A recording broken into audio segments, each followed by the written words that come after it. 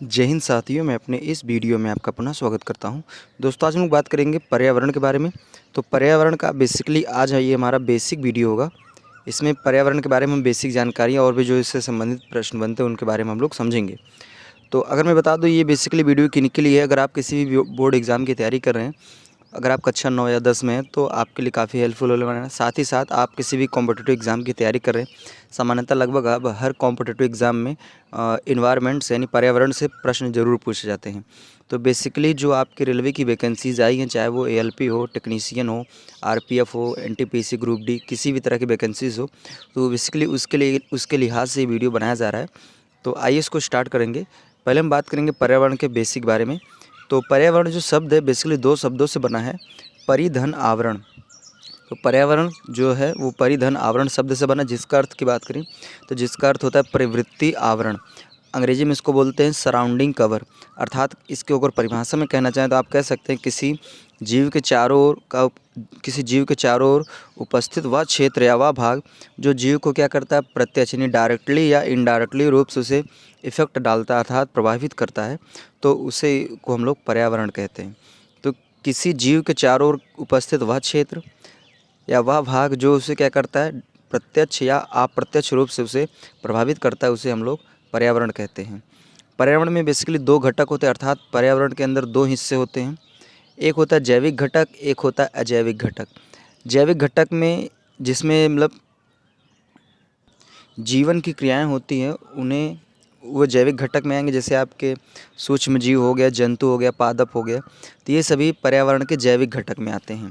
बाकी अगर बात करें तो अजैविक घटक में जैसे मृदा, मिट्टी, जल, हवा, प्रकाश, टेम्परेचर आदि, ये सभी क्या होते हैं, पर्यावरण के अजैविक घटक के अंतर्गत आते हैं। अब हम लोग बात करेंगे अपशिष्ट पदार्थ, वेस्ट सब्सटेंस क्या चीज़ होता है। तो जो भी हमारे लिए अनयूज़फुल होता है, यानी यूजलेस जो होते हैं जो भी पदार्थ, वो सभी पदार्थ क्या होते हैं, अपशिष्ट पदार्थ। तो अनुपयोगी अर्थात यूजलेस, या कह सकते हैं अवांछित या फेंक दिए गए पदार्थों को हम लोग अपशिष्ट पदार्थ कहते हैं। ये बेसिकली तीन प्रकार के होते हैं। एक होता है ठोस अपशिष्ट, दूसरा होता है गैसीय अपशिष्ट, तीसरा होता है तरल अपशिष्ट। ठोस अपशिष्ट में आपके जैसे नगर पालिका का कचरा, यानी जो भी आपके गांव वगैरह, शहर वगैरह, कस्बे वगैरह की जो सफाई होती है, तो वहाँ से जो कचड़े इकट्ठे होते हैं उसे दरअसल नगर पालिका का कचरा आप कह सकते हैं। तो वो ठोस अपशिष्ट में आते हैं। साथ ही साथ औद्योगिक अपशिष्ट, यानी जो इंडस्ट्री में जो वेस्ट पदार्थ होते हैं, जो भी अनयूजलेस होते हैं, वो आपके ठोस अपशिष्ट में आते हैं। साथ ही साथ कृषि अपशिष्ट, जो खेती किसानी के बाद जो वेस्ट पदार्थ बचते हैं, उसे हम लोग कृषि अपशिष्ट कहते हैं। तो ये सभी ठोस अपशिष्ट के अंतर्गत आते हैं। अगर बात करें गैसीय अपशिष्ट में, तो इसमें जैसे उद्योगों की चिमनी एवं वाहनों से निकला हुआ धुआं।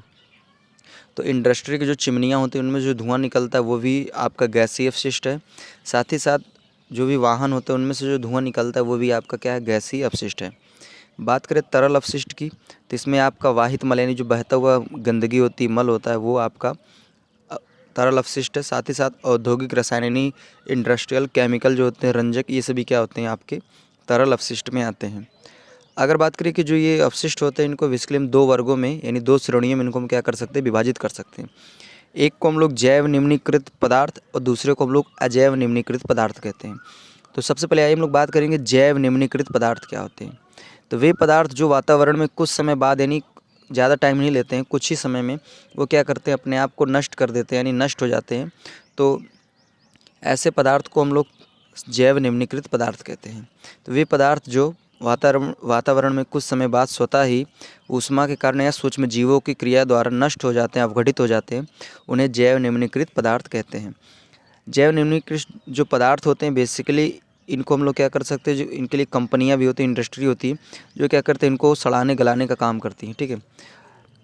अब इसमें उदाहरण की बात करें तो इसमें जैसे जूट, फलों तथा सब्जियों के छिलके, मृतदेह, मल आदि। अब यहाँ पे एक नोट पॉइंट में आप ये ध्यान देना है जी कि जो भी आपके जैव निम्नीकृत पदार्थ होते हैं, बेसिकली जब इनको सड़ाया जाता है, इनका अवघटन किया जाता है, तो इससे खाद और जैव गैसों का उत्पादन होता है, यानी खाद का निर्माण होता है, साथ ही साथ जीवों के लिए गैसों का निर्माण होता है, जिसका उपयोग हम बेसिकली खेतों में उर्वरक अर्थात खाद के रूप में हम लोग करते हैं, यानी फसल की पैदावार को बढ़ाने में हम लोग इसका यूज़ करते हैं। साथ ही साथ भोजन के पकाने के रूप में हम लोग गैसों का उपयोग करते हैं। अगर हम बात करें अब जैव निम्नीकृत पदार्थों के प्रभाव यानी इसके इफ़ेक्ट क्या होते हैं, तो पहला इफ़ेक्ट ये है कि जब ये अपघटन अर्थात जब ये नष्ट होते हैं या फिर कह सकते हैं सड़ते हैं, तो उस टाइम ये बहुत ही अधिक गंध करते हैं, यानी बहुत ज़्यादा स्मेल आती है इनमें जो असहनीय होती है। तो ये इसका पहला प्रभाव। दूसरा प्रभाव इसका ये है कि औद्योगिक अपशिष्टों के मृदा में दबाने से मृदा की उर्वरता कम हो जाती है, अर्थात जो भी इंडस्ट्री के वेस्ट मटेरियल होते हैं, वेस्ट पदार्थ होते हैं, अगर उसको हम मिट्टी खोद कर उसको ज़मीन में गाड़ दें तो उससे क्या होता है कि वो जो मिट्टी होती है वो उपजाऊ नहीं होती, अर्थात उसमें इन फ्यूचर कभी हम फसल वगैरह करेंगे तो वो किसी काम की नहीं है। एक प्रकार कह सकते हैं वो ज़मीन क्या हो जाएगी, बंजर हो जाएगी। उसी तरह तीसरा इसका प्रभाव ये कि बड़ी मात्रा में इन अवशिष्टों को एकत्रित होने के कारण रोगजनक मक्खी मच्छर उत्पन्न होते हैं जो क्या करते हैं लोगों को बीमार करते हैं। तो ये अवशिष्ट पदार्थ अगर कई दिनों से ऐसे पड़े हैं जिसको मतलब ना तो सड़ रहे हैं ना तो हटाया जा रहा है, तो इससे क्या होता है कि कुछ समय बाद इसमें मतलब बहुत सारे मक्खी मच्छर उत्पन्न हो जाते हैं जो क्या करते हैं लोगों को बीमार करने का कारण बनते हैं। अगला इसमें है कि जल स्रोतों में अपशिष्टों को डालने पर दूषित हो जाता है जो क्या करता है रोगों का कारण बनता है।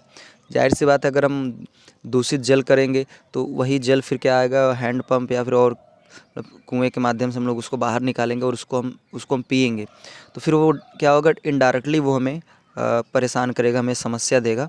ठीक है, तो ये इसके जैव निम्नीकृत पदार्थों के इफ़ेक्ट थे।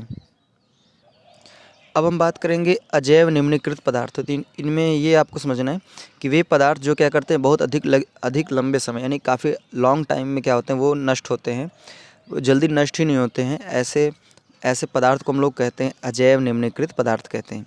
इसमें उदाहरण की बात करें तो इसमें जैसे होता है कांच, प्लास्टिक, BHC, अपमार्जक, DDT आदि। ये लोग क्या होते हैं कि मतलब बहुत ही लॉन्ग टाइम बाद इनका मतलब अपघटन होता है, अर्थात ये नष्ट होते हैं, तो इसलिए इनको हम लोग अजैव निम्नीकृत पदार्थ कहते हैं। इनको बेसिकली हम लोग संरक्षित या कह सकते हैं दृढ़ या फिर अजैव निम्नीकृत प्रदूषक के नाम से भी हम लोग इसको जानते हैं। देखिए जो ये अजैव निम्नीकृत पदार्थ होते हैं डायरेक्टली क्या करते हैं, ये पर्यावरण में अत्यंत हानिकारक होते हैं तथा ये अधिक मात्रा में एकत्रित होने पर क्या करते हैं पर्यावरण और जीवों के लिए प्राणघातक होते हैं, यानी बड़ी समस्या उत्पन्न करते हैं। इसीलिए लोग कहते हैं ना कि प्लास्टिक वगैरह को फेंकना नहीं चाहिए क्योंकि ये बड़ी समस्या देते हैं। इसमें से कुछ बहुत ही हानिकारक होते हैं, जैसे उसमें से आपको एग्जांपल बताऊं तो रेडियोधर्मी अपशिष्ट जो होते हैं, ठीक है, ये भी आपके काफ़ी हानिकारक होते हैं। कीटनाशी हो गए, भारी धातुएं जैसे आर्सेनिक, पारा, लेड, ये सभी क्या होते हैं, ये अधिक नुकसानदायक होते हैं।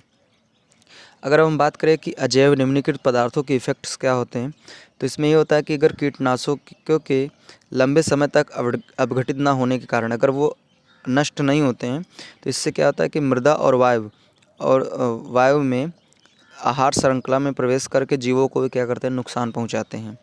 साथ ही साथ इसका दूसरा इफेक्ट ये है कि ये जल को प्रदूषित करके जलीय परितंत्र को भी नष्ट कर देते हैं, यानी जब ये अगर जल में फेंक दी जाते हैं तो जल में जो रहने वाले जो जीव हैं उनको भी क्या करते हैं इफेक्ट डालते हैं, उनको भी नष्ट करने में योगदान देते हैं। अब लास्ट में हम लोग बात करेंगे जैव मंडल क्या होता है। तो जैव मंडल बेसिकली दो शब्दों से बना, जैव प्लस मंडल। जैव का मतलब होता है जीव और मंडल का मतलब होता है क्षेत्र। तो सीधा सीधा कहने का मतलब ये है कि जितने क्षेत्र तक जीव निवास करते हैं उसी पूरे क्षेत्र को हम लोग कहते हैं जैव मंडल।